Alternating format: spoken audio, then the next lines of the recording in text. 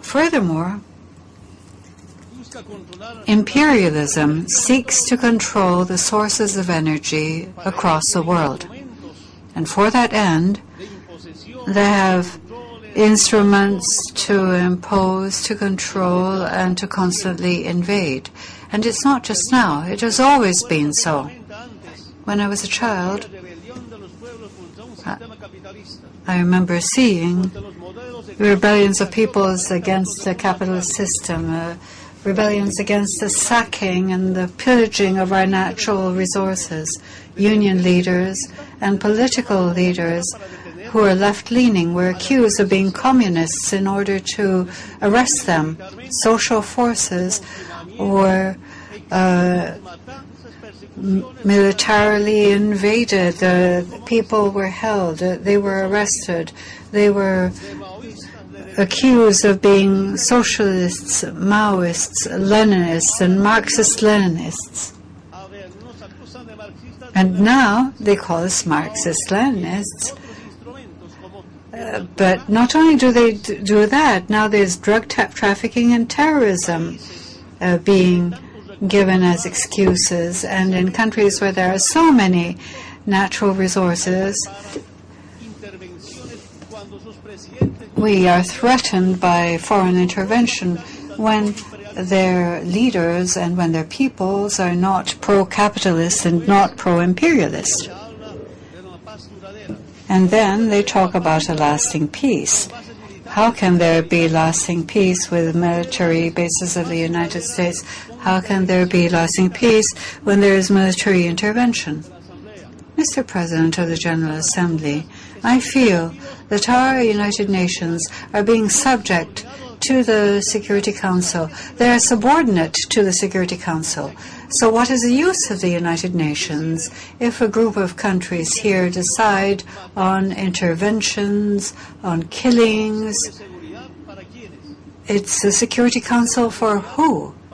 It's the Security Council for presidents, for governments, for peoples who are pro-imperialist or pro-capitalist. But it is the Insecurity Council for the presidents of peoples who seek not only social and cultural liberation, but also economic liberation, the recovery of their economic resources. These, then, are the deep divisions between the presidents and heads of state who are present at this general debate of the United Nations. If we wanted this United Nations organization to have authority, to have its resolutions respected, we should think of refounding the United Nations. They cannot continue on this footing. And why do I say this? Every year, the United Nations decide almost 100% of countries except the United States and Israel decide to put an end to the economic blockade of Cuba. And who ensures that this is respected? The Security Council will never have this particular resolution of the General Assembly respected. But how can the United Nations have this decision to lift the blockade against Cuba respected? I cannot understand how an organization of all countries of the world does not have its decisions respected. So what then is the United Nations? Brother foreign ministers, brother presidents, brother ambassadors, it is time to make sure that the resolutions of this enormous organization, the largest in the world, are respected. The role of the United Nations should be recognized and respected by the peoples of the world. And that can only take place when the United Nations, who fight for the equality of all inhabitants of the earth, for the dignity of all,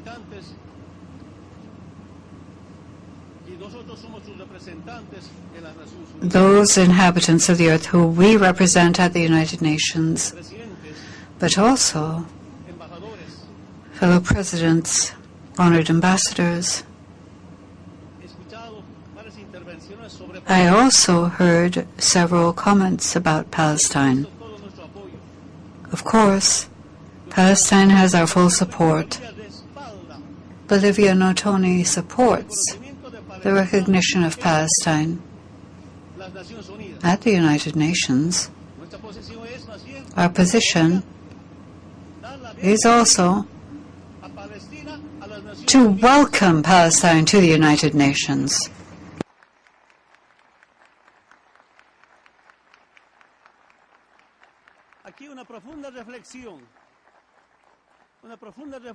Here there is a deep consideration. When Israel bombs, attacks, kills, and takes Palestinian lands, there is no Security Council for that. There is no international organization that can stop those bombings, those killings, that genocide in Palestine. When there was a coup d'etat in Honduras, where the military bases where were the military bases to defend a president elected by the Honduran people? Where was the Security Council? Where is the Commission of Inter-American Justice to defend democracy in Honduras? It is time for us to think, and think deeply.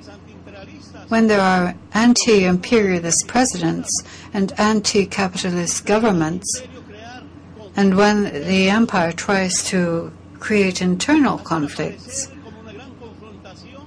they try to make it look like a major confrontation. And they make it appear in the media that it would be good for a certain president to fall. They try to divide a country and use this as a basis for intervention. There was a coup d'etat in Honduras, and there were these killings in Palestine. But where was NATO then? Where is the Security Council then? Nowhere to be found. And that is why, for many reasons, I believe it is important to think of recasting the United Nations and reestablishing it. I'd like to ask you, how can we presidents, we governments, face the responsibility we have of freeing our countries? Let me tell you some of the important experiences I've had as president. Firstly, our natural resources can never be privatized. They can never be handed over to transnational companies, whether they be oil or other mineral resources.